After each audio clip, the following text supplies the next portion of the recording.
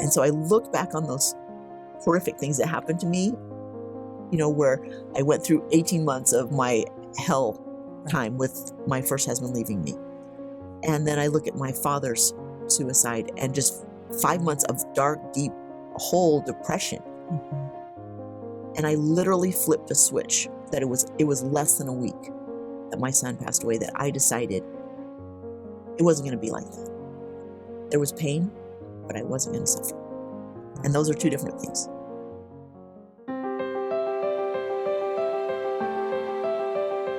Welcome to Stories of Hope in Hard Times, the show that explores how people endure and even thrive in difficult times, all with God's help.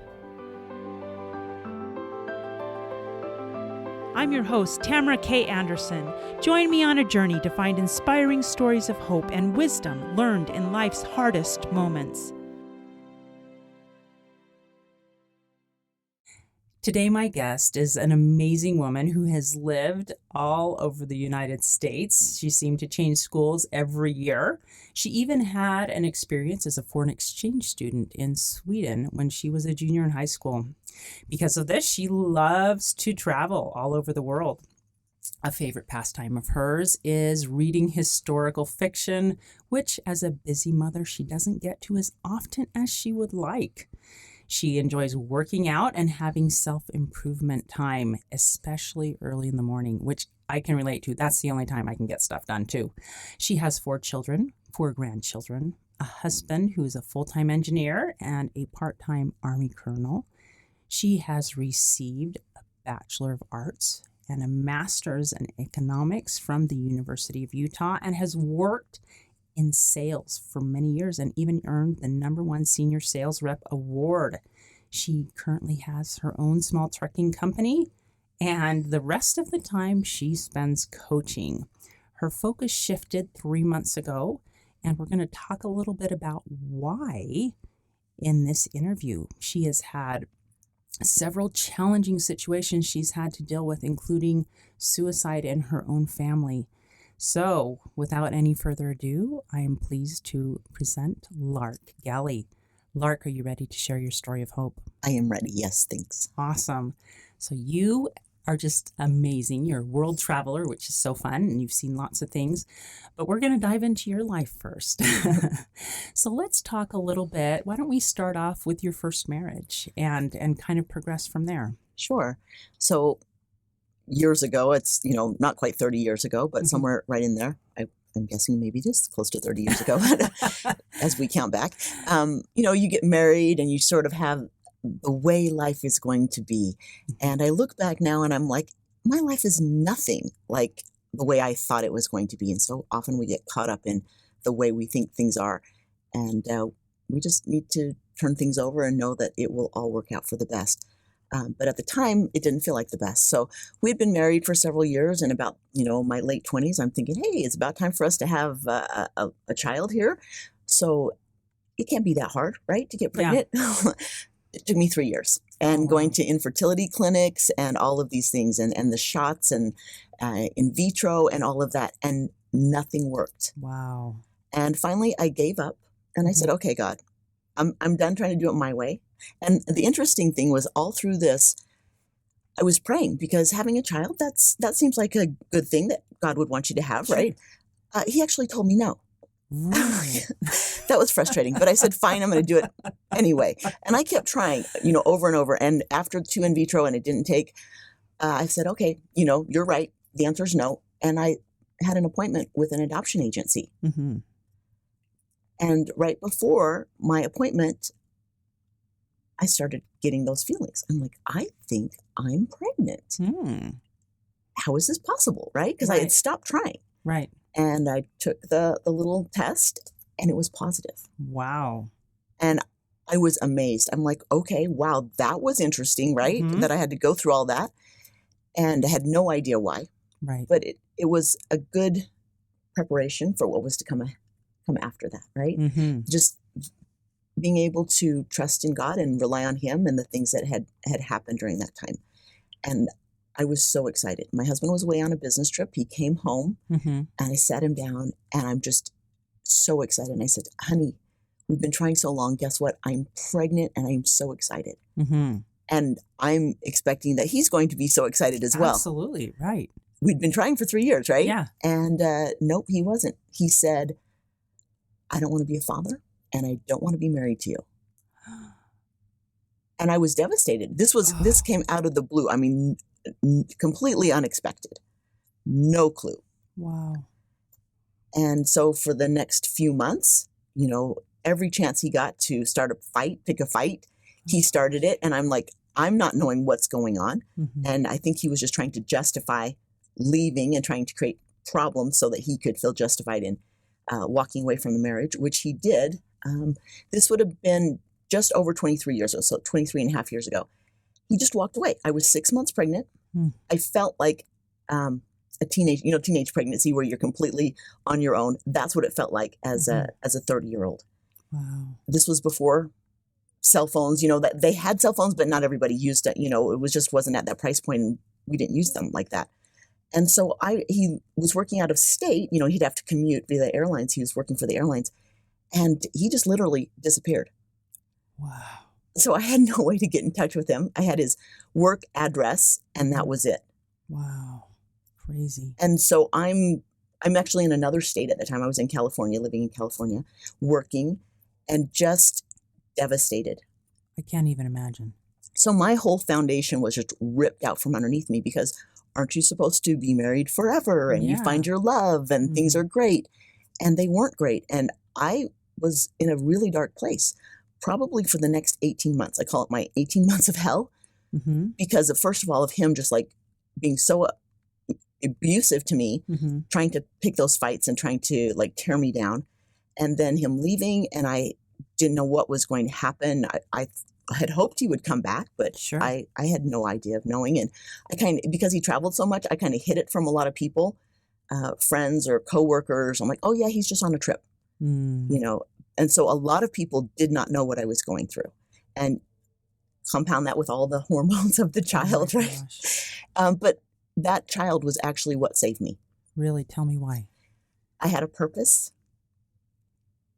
and I had developed that relationship with God, and he told me some things during this time period. He told me that she was never meant for my first husband. She was a special gift for me for my personal righteousness, and that she was to bless my life. And she literally saved me. And so and she's an old spirit, and she just came into my life and helped me make it through that time.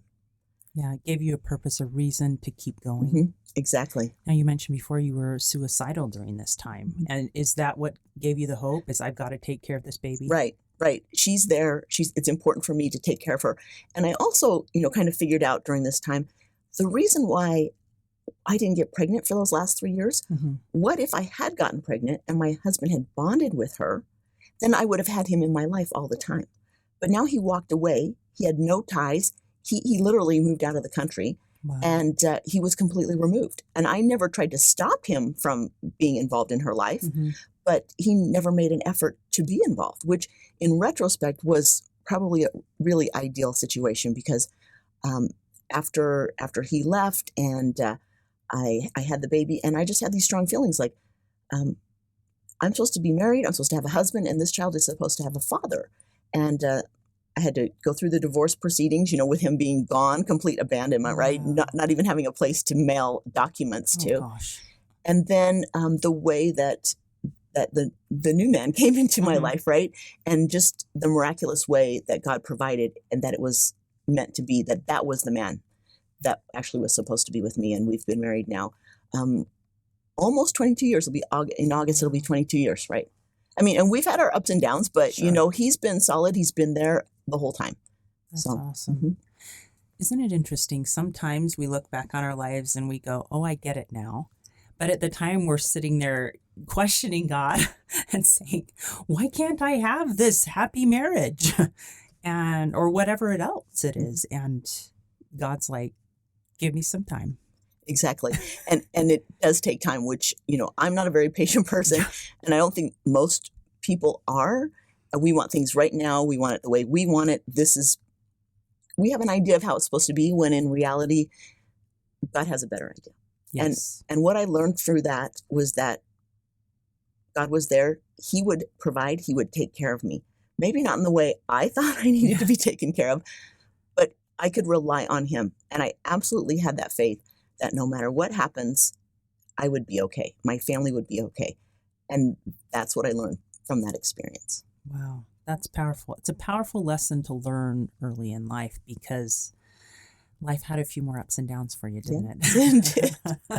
It did. And just interesting as we go through life, what it hands us, right? Mm-hmm. And so just 5.5 years ago, my father passed away. Wow. And it unexpected in some ways, not in others.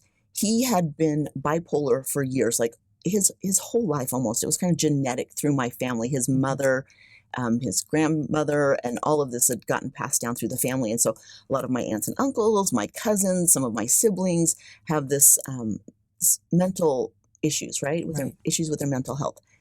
And he was just up and down and had a really hard time socializing with people. When the family would come over, we'd get together for holidays. He would want to be with us, but then he couldn't bring himself to be with us. So he might just come and eat dinner and then go away to a different room and be by himself. Or there were times when he would just get a plate of food and take it away. He couldn't even be with us. And that's one sign that I know from some different bouts of depression that I've had, is that we tend to think the answer is to isolate ourselves, when in reality, that's exactly opposite of what we need to be doing in order to come out of this funk and this depression that we have. It's actually to be with people. Being with people which is not healthy. Yes, which is not what we always want to do when we don't feel good. That makes total sense, actually, because when we feel good, we want to go hide ourselves in a little hole in our house and pretend that the problem doesn't exist. But in reality, the truth of it is, it's better to open up and talk about it. Exactly. And I think you're going to discuss a little bit of this. Right. So your father committed suicide. Right, he did, and I actually couldn't talk about it at the time. So he had had an operation a couple months earlier. They had switched up his bipolar medication. He wasn't sleeping, and he was just all messed up, right? Oh, no. And so it was a terrible time. And he happened to be driving. We think that he probably fell asleep because he hadn't been sleeping. The car sort of drifted, and there was a parked street sweeper on the side of the road. And he slammed into the back of that. And I think it was just like the last straw. He had been in his company, his insurance rates had been rising, and now this was going to just increase them more because of the accident. He was in debt. He was just stressed over everything. He was in pain, and add to that the mental pain, the anguish. And he just pulled out his gun from the console and just shot himself. Really? And he was taken by ambulance to the hospital. And then I got a call from my brother-in-law, and he said, "Lark, your dad's in the hospital. He's in a coma. I need you to come down here right away. By the way, you have medical power of attorney." I'm the oldest of 7 children, and one lives in St. George and one lives back east. So the others, the 5 of us that were close by, all gathered around in my, and I was at the bottom of the bed, and the other siblings were lined along the sides of the bed. And being the oldest, I've always had that, like responsibility for the kids. I really feel that. And the doctor said, "You know what? I don't think he's going to make it. Even if you turn off the life support, he's not going to make it. So you need to make a decision." And all the heads, of all my siblings, everybody in the room, they turned towards me. You're and like, it's this "Thanks." weight. Yes, exactly. I'm pretty pragmatic about this. And my father had told me a long time ago that, he never wanted to be a vegetable. He never wanted to be hooked up to machines. And he had just gone through years and years of ups and downs and just difficult times. And so I knew that he would want the machines turned off. So they turned down the sound so that we wouldn't know exactly when he flatlined, and, turned off the machines, and then basically let us have our time there with him. So, but it was hard, and I just went into task mode to get the things done that needed to be done. Sure. But How were you inside? Let me ask that. It was very interesting because years earlier, my siblings and I had talked about my dad, because the relationship was such that he was often emotionally distant from us our whole lives. We didn't feel like he was very supportive. He was kind of controlling in some ways. And we had said years ago, when Dad dies, we don't even care. We're not going to the funeral. We're, cutting ties. And yet, when he passed away, that's not what happened. There was a lot of emotions there. Some of my sisters were very emotional, took it very hard. I sort of bottled things up. I did cry at the funeral, which really surprised me when I was talking. But I just felt a deep sense of sadness that things maybe could have been different, in his life, and sad that he had to resort to that because he was in so much emotional turmoil, and he'd had that difficulty for years. Yeah. And just a great sadness of the way it happened. So. Wow. So you bottled it up for a while, and were you able to heal from that finally? Let me ask you that. Yeah, finally, because of what I'm going through now. But I just told people he passed away. I didn't go down the suicide route because the stigma, the shame, all of these things around mental wellness, so your dad's crazy. Maybe that means you're crazy or your family's crazy. Right. All of these things that I've thought in our society perpetuates. That, like I said, it was 5.5 years ago. So it was just not something I could talk about. And very few people knew the story behind the real story. Yeah. I just said he was in a car accident, and that's where I left it. So I couldn't talk about it. And because I couldn't talk about it, I couldn't face reality. It was, separate from me. I didn't even acknowledge the whole suicide thing. Which I look back now and I think if I had been more real and accepting it, I probably could have moved through that faster because it was about 5 months that I was just in a dark hole and just barely functioning. I don't know how my kids got fed. I don't remember those 5 months. I was running a business, and then later I had a new accountant come in, and she was working with the books, and she goes, I don't know what happened between January and May, but those numbers are all screwed up. They were like in the wrong categories, and I'm like, oh, wow, okay, I was really in a bad place. Yeah, you're just barely functioning. Wow. So bottling things up, then, maybe the moral is, doesn't solve the problem. No, it doesn't. You have to deal with it at some point. Whether we want to or not, right? Right. And it's hard. Yeah. And it hurts. But I think we so often, we're not willing to confront. And if we just confront what's real and say, yes, this is the fact, it's real, instead of trying to hide it or push it away from us, we can then move through and accept things as reality. Right. Wow, that's really something good for us to think about. And it's easier said than done, right? We can say, yeah, you need to open up, but when it happens to us, and I know when my son was diagnosed with autism, I did. I was in denial for a long time because I could not face the fact that my life had been changed so drastically, and it took me time to be able to process all of that emotion and finally be able to say, okay, my son has autism, and be able to say it out loud and then start taking steps towards dealing with that and helping. Well, he was already getting help, but just processing all that. It's tricky. Right. It's hard. It's not the life you planned. No, darn it. Right. And yet, if you look back on your life at those things that were the most difficult, they were the most growing times. Yes, absolutely. And I just look at it that every person that comes into our life, that person is to help us get back to God. And we can grow and learn from interacting with them. And they can show us where we need to change. Yes, indeed. It's not easy and it's not fun. But if you look at every person that comes into your life and say, this person is helping me come back to God, what a blessing. That's really a good way of looking at your interactions with other people. And sometimes people irritate you and point out that, hey, I need to be better and more patient, which I already know. Thank you, Lord. I know I need to work on my patience. Wow. These are awesome things. Why don't you take us to your family today or in this last year or two? Tell us a little bit about your your family situation. This has been very interesting, something that happened. Up until 2 years ago, Mm-hmm. I thought I had 3 children. And maybe you've heard of the movie Elf.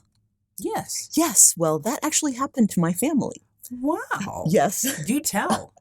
So my husband's from New Orleans, Uh-huh. and he grew up down there. And then as a late 20s, he converted to LDS Church, Mm-hmm. thought that maybe moving to Utah might be a better environment for him to live that religion. Mm-hmm. And so he moved up here, not knowing that he had left something behind. Ah. And this boy grew up not knowing that the person on his birth certificate wasn't his birth father. And it wasn't until he was Ooh. about 17 that his mom mentioned, hey, he might not be your birth father. And at that point, they had been divorced for many years. And, Right. and this boy, Caleb, grew up and had a terrible life, really. The person he thought was his father just wasn't accepting it. And I think that his mother probably said, hey, may or may not be your kid type thing, right? Right. And so he just really treated the boy, Caleb, differently, not very loved. His sisters got twice as many presents. I mean, Oh, it was gosh. very evident, to Mhm. him. And at 8 years old, he just even wanted to go to his dad's house because he didn't feel like they loved or cared about him. And when I heard that story, that broke my heart. Oh, yeah. Can you imagine a child thinking that their parent doesn't love them and doesn't accept them? That was really sad for me. And then later, he married a wonderful woman, and they had 3 girls, and then she got pregnant with a boy. Mm. And suddenly, just over 2 years ago, this desire, who is my father? Mm. And so he had a talk with his mom. He actually had a DNA test done. Oh, there you and go. Yep, there you go. And he started looking on social media because she said, well, it's this guy. I have no idea where he is. And it took him a while to find him because my husband is not very, active at the time on social media, but they eventually found him and found some pictures of him when he was a teenager. And it was like, when you see them side by side, I didn't need the DNA test when I saw those pictures. Let me just say that. You're like, oh, yes, you belong here. Yes, exactly.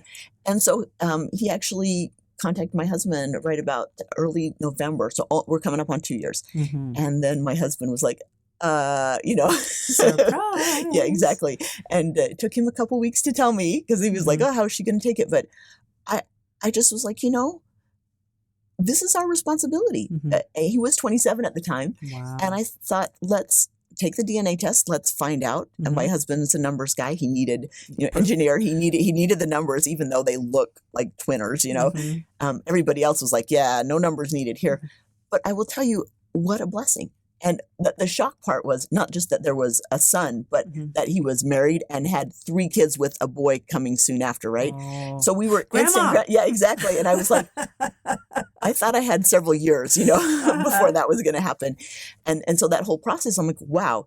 And we just embraced it. And it has been such a blessing. And so through the year of 2018, last year, Mhm. We got to meet them in person in Louisiana. They came out to be with us at Thanksgiving this last year. The kids got to, my 3 kids got to meet him, and just the interactions and some of the healing that could take place for him. Yeah. Not completely whole, but healing, because that was scary for him as well to Oh, think, sure. to reach out. Because I've heard from so many friends who they tried to reach out and their birth father was like, just shut them down. They didn't want anything to do with them. So it was a risk on his part. Sure. And what a blessing it has been, because now what we're going through in 2019, he and his family have helped us so much. Right. And once again, we see God's hand. Yeah. So March 21st, 2019, just completely changed our family. So it's only been 14 weeks, Yeah. right? Yeah.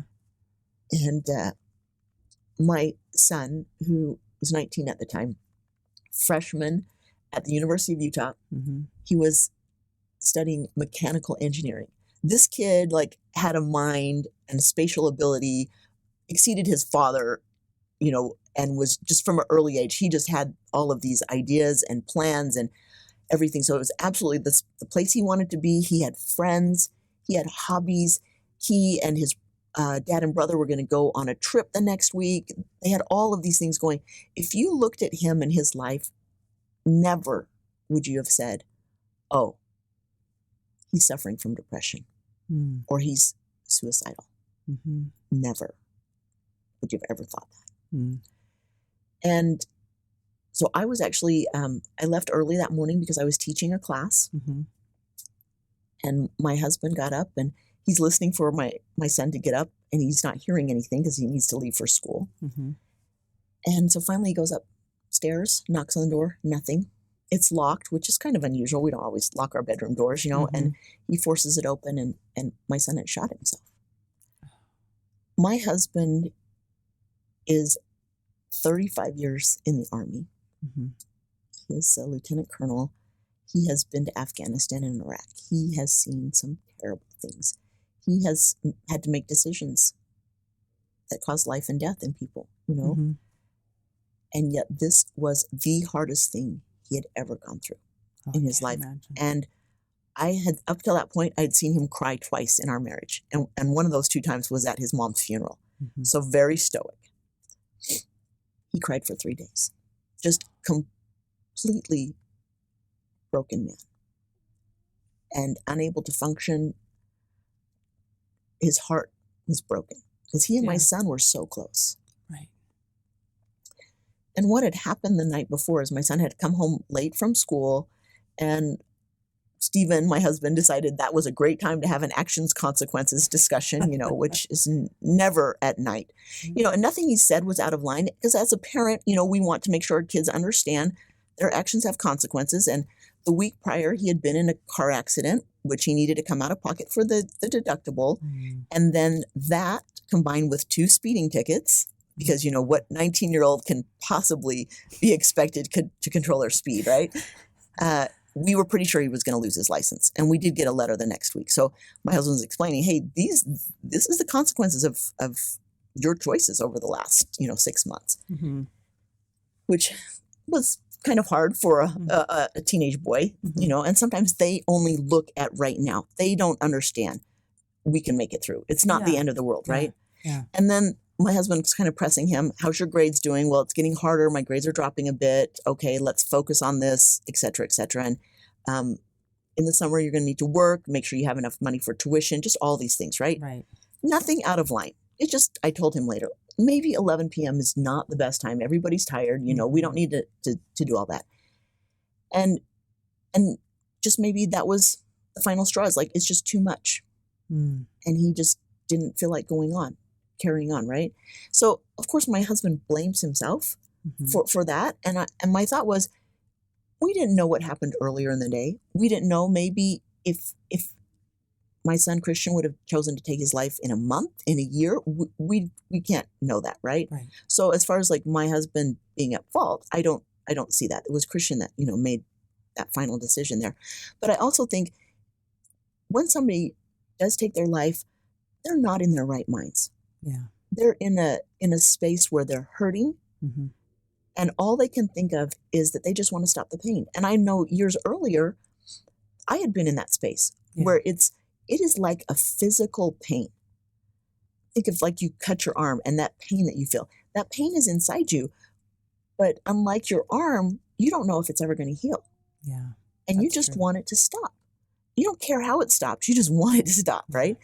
And the issue there is that while people think it'll stop, when somebody decides to take their own life, maybe their pain stops, but it just transfers to 100 other people.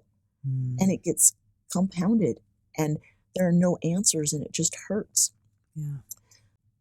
Well, and here's the other thing. I was teaching that class, and you can imagine a police officer showing up and asking for me, and then taking me in the back room and saying, your son is dead. And I'm complete denial. Like, I don't even know what you're talking about. This doesn't compute for me. Yeah. And I'm thinking in my head, was he killed in a car accident on the way to the school? I just did not acknowledge this. I'm looking at him like, no, you got the wrong person, right? Yeah. Yeah. No, you're wrong. And because I'd just seen him the day before. Mm-hmm. And he said, no, he had taken his own life. And I was in sort of a shock, just like not accepting it. And I'm like, okay, let me just turn over my class to my co-teacher and I'll drive right home, which I did. So as I researched and did a lot of things, I spoke with a therapist who said that suicide is not so much a decision, it's a journey. And people that go down that road, they have a lot of pain. They have this physical pain that's eating them up inside, and they just want it to stop. And so then they come to the idea of, well, I can make it stop by taking my life. Right. And then it kind of scares them because they're like, oh, I'm a terrible person because I even thought of that. Mm-hmm. And because they're thinking that about themselves, they don't want to say the words to someone else. Yeah. Because then other people will think they're terrible. Mm. And so that's why if we see suicidal tendencies in other people, we need to use the words. And with our children, we need to use the words. And I've had to use the words with my girls. Mm-hmm. My younger one's 18, and she was very close to my son. And I've said to her, because I've worried, Yeah. are you feeling suicidal? If you feel like you want to hurt yourself and take your own life, I need you to talk to me. Will you agree to do that? And I had to press her, but she didn't even want to acknowledge or talk about it. And Right. because you have to use those words. Have to use those. You words. can't just say, oh, are you going to hurt yourself? Because they're thinking, no, I'm not going to hurt myself. It's actually going to feel better. Yeah. So you have to say, do you feel suicidal? Are you planning to kill yourself? Which sounds shocking. Mm-hmm. And people are like, oh, well, that will make them want to do it. No, that will just help them understand that you're willing to say the hard words. So then gives them room to say the hard words back. Right. And so then what happens is that they come up with a plan. And so sometimes we see people who are depressed or sad, suicidal, and they get quote unquote better.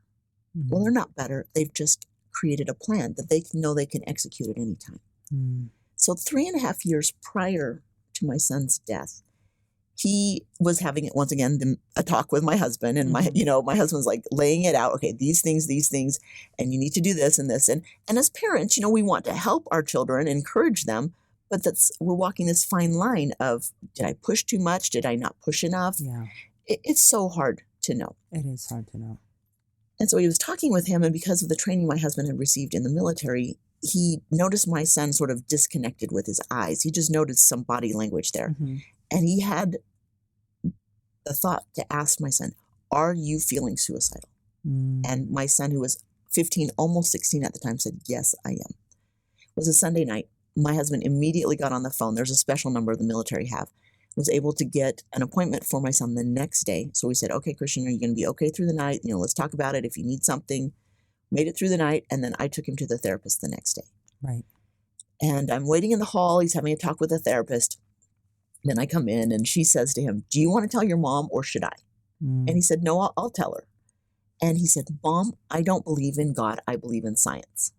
Mm-hmm. And he looks at me like I'm, he's expecting me to have this big meltdown. And I said, well, son, I can't make you believe in God. I believe in God. I believe God is science. But, if that's what you want to believe, that's, you run with that. Mm-hmm. Good luck with that type thing. Mm-hmm. And I think he just needed a safe space, what he thought was a safe space to express himself. And what I would encourage parents to know is that our children need to know that they can tell us anything. They can talk to us about things. If he had said, hey, Mom, I'm coming out of the closet, or I got a girl pregnant, or whatever, we need to be able to deal with it in a rational manner. And they need to know that they can be safe in coming to us with their problems. And, the fact that we had to go through a therapist, he didn't originally feel safe. Hopefully after that, he felt a bit better, right? Right. But he saw that, life went on. Yeah. It didn't end, and we were good. But he got some counseling for about 3 months, and then he says, "No, I'm good." Well, in looking back on it, he had just created a plan, and 3 years later, he executed that plan. He seemed fine during those 3 years. Wow. Would never have guessed, Hmm. and then one night he just put the plan in place. Wow. We're going to take a quick break, but when we get back, we're going to have Lark tell us about what suicidal tendencies look like and how we can help people who have them and prevent suicide in the people we love. How many of you out there feel like your life is chaotic, crazy, and completely awful compared to the norm? What if I were to tell you that you are normal for you? I am so excited to announce that my book, Normal for Me by Tamara K. Anderson, is now available for purchase on Amazon. This book took me 10 years to write, and I share 20 years worth of lessons learned in my life detours, including being in a car accident and having 2 of my children diagnosed on the autism spectrum. In this book, I share the secrets of how I made it from despair to peace with God's help. I also include a bonus diagnosis survival guide at the very end of my Normal for Me book. The Diagnosis Survival Guide includes 12 tips to survive and thrive in tough times. Wouldn't you like to know what those are? So what are you waiting for? Grab your copy of Normal for Me today on Amazon. And we're back. Today I'm speaking with Lark Galley about the heavy topic of suicide and how we can prevent it in the people we love. So what are some of the things that people should look for suicidal tendencies?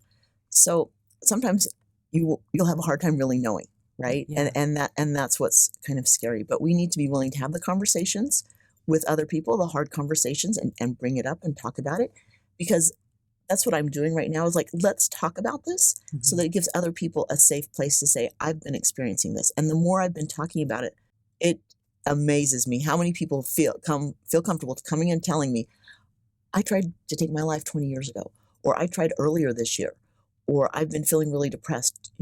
I've been feeling this way. And so if we can talk about it, then they feel safe in coming to you and expressing it. But there were 3 things that a therapist mentioned that can lead to feeling suicidal is that, one, if we're not part of a community, if we don't have some kind of community, which is why I think sometimes certain churches get blamed. Oh, the community didn't accept this person. They don't feel part of the community.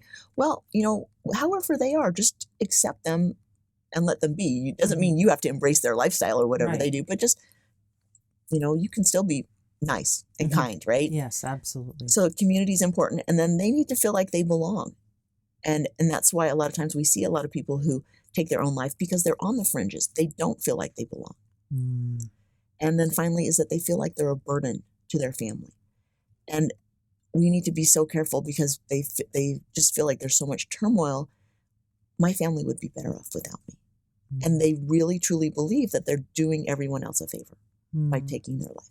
So those are the key things. Interesting. And being able to have conversations, just really trusting conversations with your kids so that they know you love them no matter what. Yeah. Yeah. And I think that's important to tell your kids. Use the love words and also ask them if they're suicidal, especially those teenage years, which are particularly hard, right? Right. And what I didn't know until later, even with my father's suicide, because I denied it and I pushed it away from me, I did not know how prevalent suicide was. I did not know it's the #1 killer of our youth in our state. I had no idea. And I'm thinking, I consider myself a pretty good parent. I, warn my kids of certain dangers. I've tried to protect them and give them certain skills, life skills to help them. Why didn't I know this? Even with my son having these, issues with suicidal ideation 3.5 years earlier, why didn't I look at that more and talk about it more? I just didn't know. And that's what I regret, is not knowing how epidemic suicide is in our state, in our nation, and it's the teenage years, even down to, 9 and 10-year-olds. Wow. It's happening too. And I think social media can contribute to that, because I think when I was in high school, I did something stupid. Maybe 10 people knew, right? Yeah, I know, right? And now you do something stupid and 1,000 people can know within 24 hours. And as an adolescent, before your brain is fully developed, you're thinking your life is over. Yeah, that's true. And as an adult, we can kind of see, well, it's not great, but we'll eventually make it through, right? Like my son. Okay, so you lose your license for 30 days. It's not the end of the world. Or grades aren't so great. Well, there are some things we can do about it. Not the end of the world. But for him, it was the end of the world. It was just too much to process, and he didn't feel like he had a safe place to talk about it. So maybe the other tip is just making sure that they know that you can talk to them about anything. Right. And they can talk to you about anything. So some other things I learned through this is my son and I, we did not have a great relationship. He was very alpha male. And since he was 3, he thought the pecking order in the house was dad, 3-year-old son, and mom is down at the bottom next to the cat, right? So, and he's very intellectual. So by the time he was 6, he could argue with me and explain why my logic was wrong and he was right. And he was often right, which, only upset me more. But he just had to argue all the time about things. And it was so frustrating for me. And so to go through, his younger years and then the teenage years, so frustrating. And after he was talking about, I don't believe in God. And then the whole thing about him just pushing away with my beliefs. And I felt kind of like he had rejected what I felt was so important, but trying to work with him and having to change the way I dealt with him so that I wasn't, we're a militant family and houses run very militant, like these are the rules and this is what you do and this is how it is. And having to really take a softer approach with him and not push and demand so much. And it had been about a year after he had said, the whole thing about, I don't believe in God and that whole thing. And so he was 16, almost 17, that magical age for boys, right? Yes. Where they know everything. And I was walking down the hall and I can remember it so clearly because I literally thought about him all the time. It was my number one issue, irritant in my life. Mm-hmm. And as I'm walking down the hall, I got this impression that came to me and it said, he's not the problem, you are. Oh. Which was very humbling, right? Oh, yeah. Thanks, Lord. Right. Once again, it's like, okay, wow. And this picture opened up in my mind and it was my son and me talking before we came to Earth. And we were talking and he said, Mom, you're going to have a lot of problems. You're going to need some help to learn how to be more loving and Christ-like. But I'm going to help you. And I realized that what he was going through, it wasn't for him. It was actually for me to help me be a better person, right? Through that time period. Never realizing that with his death, there was something even more there. So as I mentioned, we had a difficult time. I mean, we could barely speak to each other at times without just, losing it. And so then as he graduated from high school, I'm like, you're out of here. I'm packing. I started packing his stuff a couple weeks after he graduated. And I had been telling him this, but, he's the kind of homebody that he would have stayed till he was 35 and, and have been fine with it. But he realized, oh my goodness, mom's serious. And I'm like, I don't care where you go, but it's not here because I'm done with arguing. Mm-hmm. When he started seeing that I was pretty serious, okay, what can he do? And he started to be a little bit more helpful. Mm-hmm. Oh, let me bring my dirty clothes down from my room that has 6 feet high pile behind the door and let me do my wash and let me, tidy up a bit after myself. And so through that summer before he started school, we actually came to a happy medium. I lightened up a bit and he stepped it up a bit. Neither one of us were happy, but we were in a better place. And I'm like, okay, if you can, keep these things up, then you can stay here. Through school. Okay. So we had started to improve our relationship, which is key as I look back, right? Mm-hmm.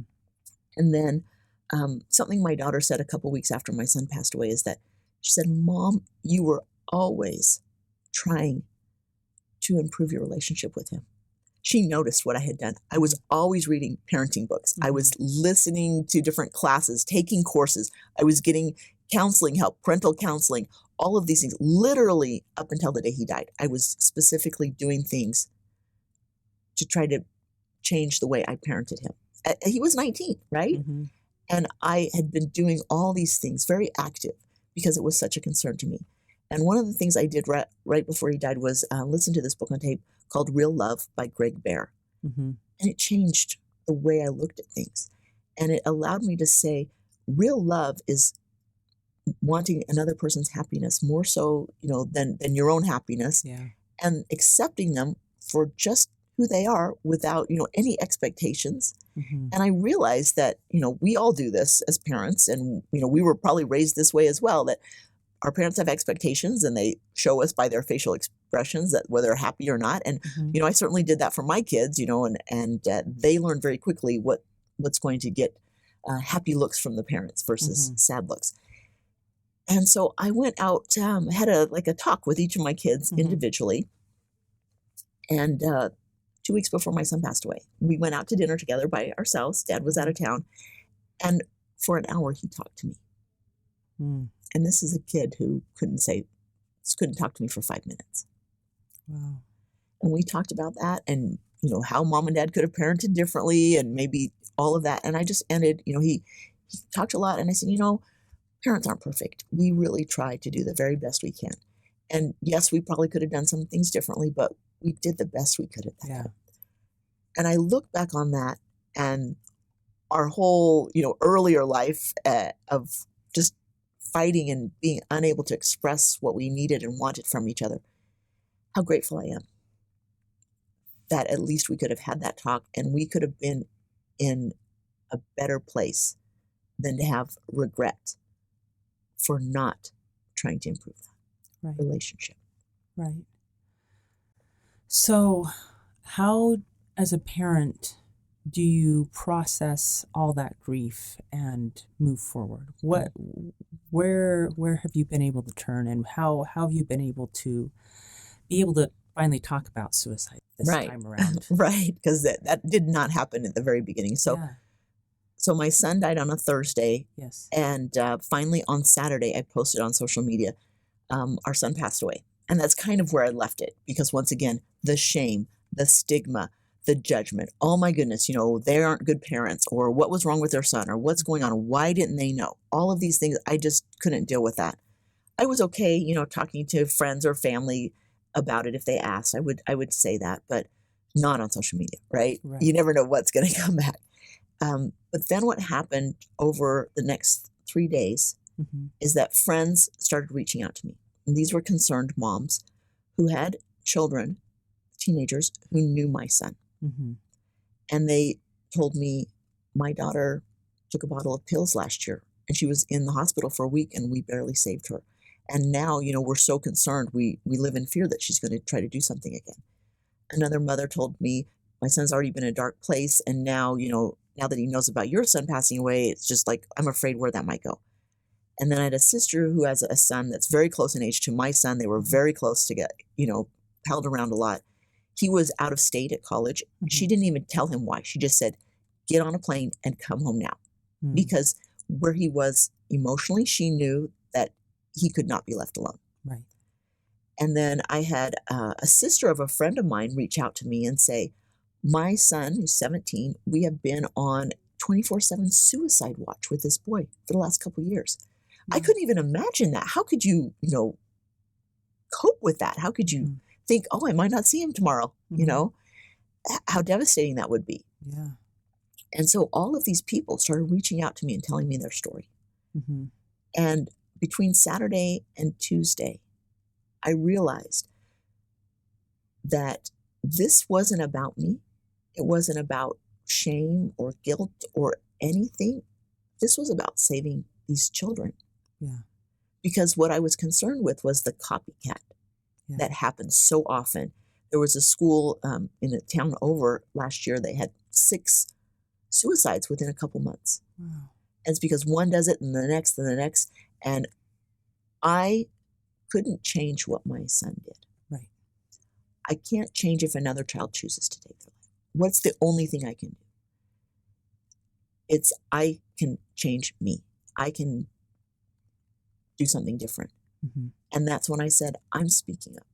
And so I posted on Tuesday, and this was like, wow, this was a leap of faith and it was scary, but I just felt I have a moral obligation, because if I didn't do this and one of these children copycatted my son, that's what I couldn't live with. Right. So I put it out there and I said at the very top to catch people's attention, since my son's suicide, many concerned mothers have reached out to me. So that pretty much caught a lot of people's attention, right? And then I talked about how the pain doesn't end. It just transfers to other people, that we need to be accepting and loving of our children. We need to talk to them, and that there is nothing you're going through that we can't help you out with. There will be help. So I put all of that there, and it just spread. Good. And people started talking about it. And I started talking to all the moms that had reached out to me. I said, go read this with your child. Yeah. And the mom with the son who's on 24/7 suicide watch, she wrote me back. She goes, he bawled. And another girl, another woman wrote back that her daughter, she said, Mom, I'm not going to do that. And then the son of our friend, they came to the viewing. And I took him and I held him and I said, please, if you ever hurt, talk to your parents. Please don't ever put them through what my husband and I are feeling right now. Please, will you promise me? And he said, yes. Well, a month later, he was going through some really hard times and really breaking down. And his parents were so concerned. My friends were so concerned that he might attempt to take his life. And so they talked to him about that. And he goes, no, Mom, I will never do that. If I'm feeling really bad, I will always come and talk to you, because Lark and Stephen reached out to me at the viewing and they made me promise that I would never do that. So I look at these children that I know about, that I specifically know that I have impacted their lives and hopefully changed the outcome for a long time. That was worth whatever embarrassment factor I might have gone through, which wasn't. People were so kind and supportive. I haven't had anything come back that was negative. Mm-hmm. So, like I said, my mission now is to support other people, to give them a safe space, to know that everybody matters and that we need to stick around. We need each other. That's so important. And so I've been on this platform. Yes, you have. I cannot stop. I feel compelled to share this message, almost to the point where my husband's like, could we stop talking to strangers about this now? And I'm like, no, I'm sure we're not done yet, But then the night my son passed away, we had one of our church leaders came over and he gave us a blessing. Uh-huh. And my blessing started out with Lark, all the comfort things. And then he stopped and he said, Lark, you have a lot of work to do. A lot of work to do. And afterwards, I'm thinking, what are you talking about work? How can you even think about work at a time like this? This is one of the most emotionally draining days of my life. Yeah. And how can you think that? Because I'm not thinking about God's work. I'm thinking about work, right? Yeah. And then over, like I said, the course of that weekend, I realized what my work was. And everything changed. And it had to do with a decision. I decided that this tragic event would have meaning. And so I look back on those horrific things that happened to me, where I went through 18 months of my hell time with my first husband leaving me. And then I look at my father's suicide and just 5 months of dark, deep hole depression. Mm-hmm. And I literally flipped a switch that it was less than a week that my son passed away, that I decided it wasn't going to be like that. There was pain, but I wasn't going to suffer. Wow. And those are two different things. Yeah. Because there's pain. Yeah. But you don't have to choose the suffering. Wow. So you saw the perspective that because of life circumstances, there can be positive growth. Is that what it is? Right. There's that. And then just knowing that I have a higher mission that God wants me to fulfill. And I feel my son close by. Talking about this brings my son closer to me. People say, well, are you sad that he's gone? I'm like, no, you don't understand. He's actually closer to me now than he was in life. And I feel him helping me. Yeah. My friend who lives just up the street from me, her daughter passed away just over 2 weeks ago. And it was unintentional overdose. But when I found out, I went up that day. And it was almost as if I was reliving that first day with my son. I was very glad, though, that I could be there to support her. And later in that night, as I'm thinking about her, I just had this overwhelming feeling. God's telling me, you have got to get this message out. You have got to talk faster. You've got to talk to more people about the situation, because everybody matters. And I don't want to lose one more person to suicide, because death happens. It's going to happen to everybody, right? Yeah, it's sure just is. a fact. And it can be sad. And then there are accidents, which are sad as well, but those are sort of out of our control. Mm-hmm. But the thought of someone taking their own life and ending it earlier when they have the opportunity to make such an impact on someone else. Mm-hmm. I think of two mentors in my life that have changed my life and totally helped me to become a better person. they both had suicidal ideation years earlier. Mm. And they came very close to taking their own lives. And I look on that and I think, what if they had done that? They would not then, years later, been available to be in my life and make the impact that they made in my life. Mm. And I tell people, you are that person Mm. to someone else. You might be going through a hard time. You might be really hurting inside. Find help. Find a way through this, because what you're going through, your message matters, and you need to be there down the road for the next person that's going to need you. Absolutely. Wow. That is a really powerful way to look at it. You have no idea the possibilities, the future possibilities, and the people you will impact. So bear that in mind. Yeah. Oh, that's powerful. And sometimes I think the problem is we can't see the future. We can't imagine what the future will hold. Sometimes it's too hard to see past our own pain. And I think at that point, we've got to trust that God knows what that future entails. Mm-hmm. And he'll help you get through what you're going through right now and reach your full potential. He believes in you. Exactly. And I just allude back to, I call him my bonus boy and his family. And I say, what a blessing and timing. I look at this timing, how wonderful that it was, a year and a half before my son passed away, so that they can all get to know each other. Yeah. And he has been such a blessing for my husband, especially. Yeah, I bet.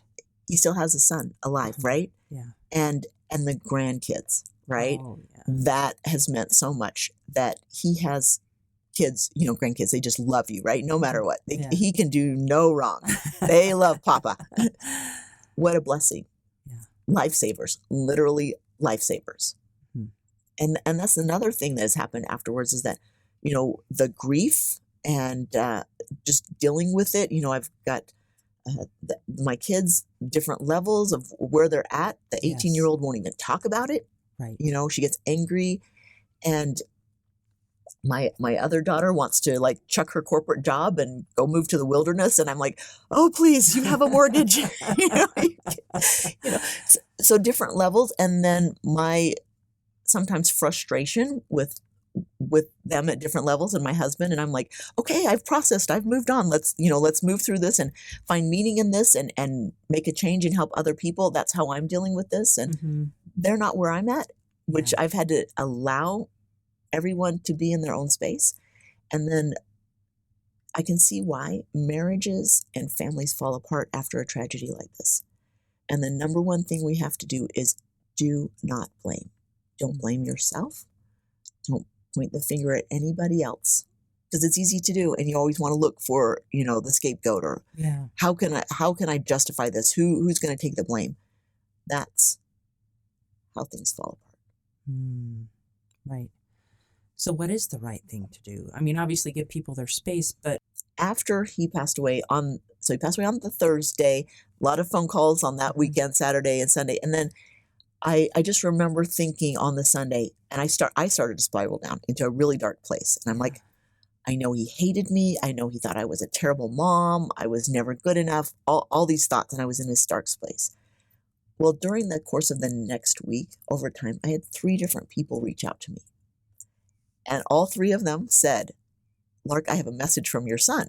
And I'm like, okay, I'm open. All 3 of them started by saying, tell my mother that I love her. So for me, I know he loves me. I know he understands why I parented the way I did, because I cared about him. It's not because I didn't care about him. It's because I cared and I loved him. So for me, he's closer and he understands. And I know he loves me. And that's what makes a difference, is that I know that it's just a moment right now. It's hard, but it's just a small moment. And then it'll be okay. We'll be together. It will be okay. And the other thing, it's we have to be careful when people are going through grief or they've lost someone. Oh, don't worry, you'll be fine, or all of that. Yeah. That's not something you can say or judge people. That doesn't allow them to grieve. We need to allow people space to grieve and just show up and say, I'm here for you. We don't have to have the answers. Yeah. We can just say, I'm here to support you however whatever that looks like, and not try to solve things, because we really can't. And so it's just eliminating the blame. No blame. Just let that go. No blame. And we don't have answers. We will never know the whole why thing. Everybody wants to know why. Mm-hmm. And it's just like he's in my mind, he's not even the same person as that day he took his life, Mm-hmm. because he's learned and grown. Mm-hmm. Wow. That's amazing. Thank you for sharing that. And I think it also shows the power of love. Mm-hmm. Yeah. The power of love can pull us from that spiraling down. Right. And so maybe that was the message you needed to hear, was that he loved you. And it's good to know. Lark, thank you so much for sharing all these amazing lessons you've learned along the way, and how God has helped you gain a perspective and a mission that gives you purpose to keep going and to save others.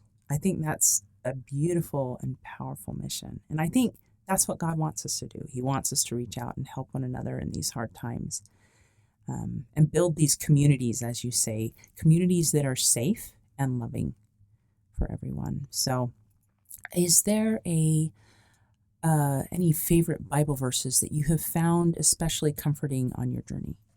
So earlier, when I was going through this with my first husband leaving Yes. me, and just that whole time period, was Proverbs 3:5. Trust in the Lord with all thine heart, and lean not unto thine own understanding. Because so often we think we have all the answers, or we know what's best. And as I look back, I knew nothing, so to speak. Yeah. God was preparing the way, and he was setting up the circumstances so that my husband and I could meet, because I was living in San Francisco and I moved back home to be near my parents Mm-hmm. as a single mom. Mm-hmm. He had been living in Louisiana, converted, moved to Utah. We literally lived within 2 miles of each Oh other, my goodness.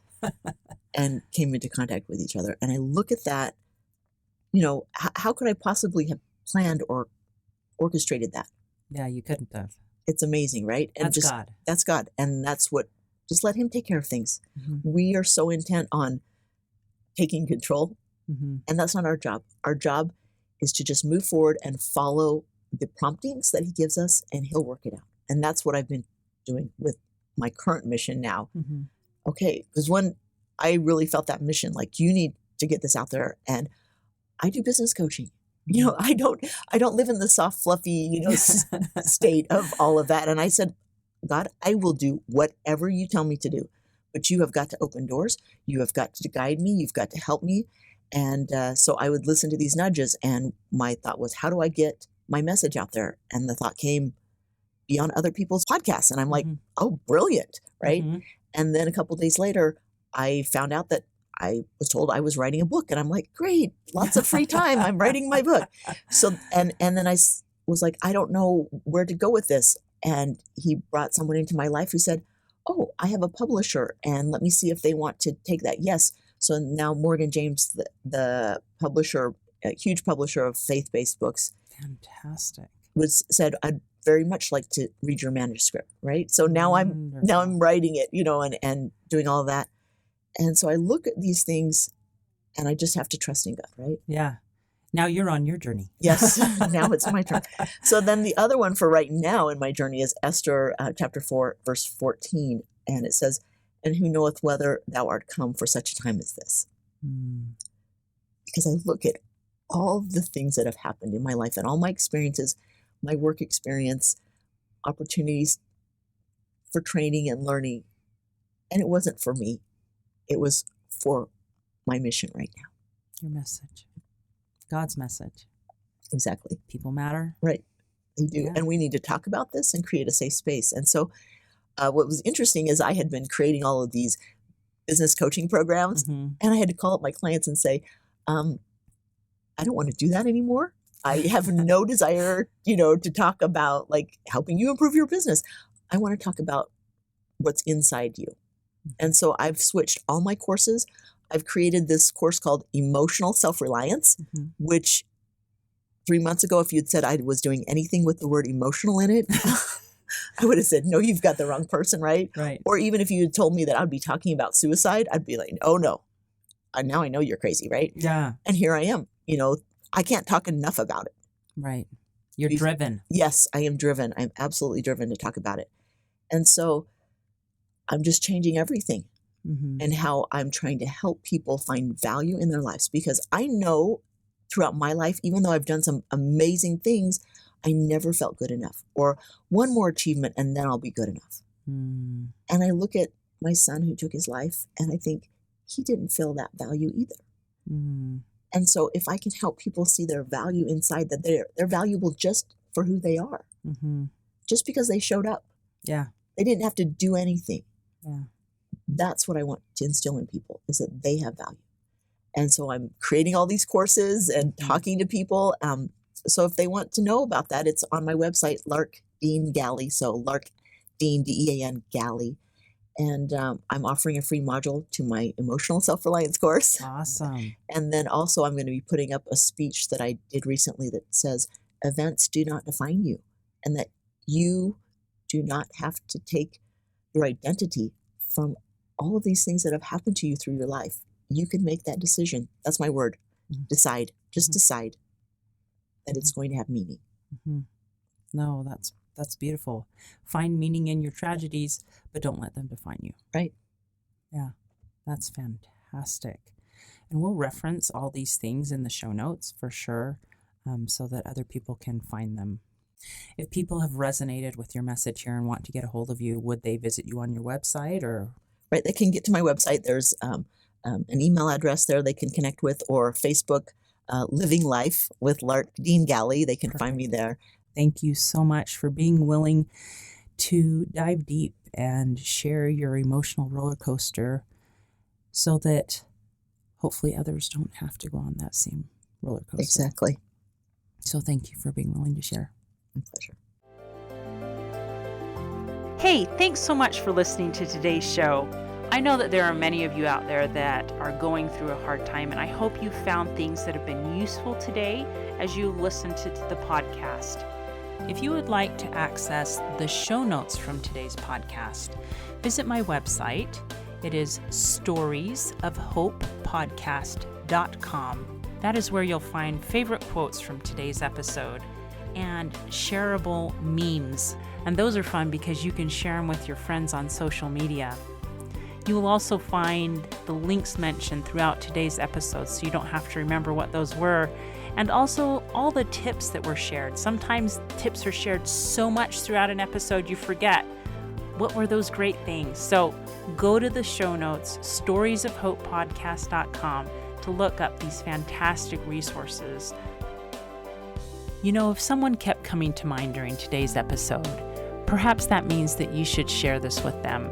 Maybe there was a story shared or a tip that they really, really need to hear. So go ahead and share this episode with them. May God bless you, especially if you are struggling, with hope to carry on and with the strength to keep going when things get tough. Remember to walk with Christ, and He will help bear that burden. Above all else, remember, God loves you.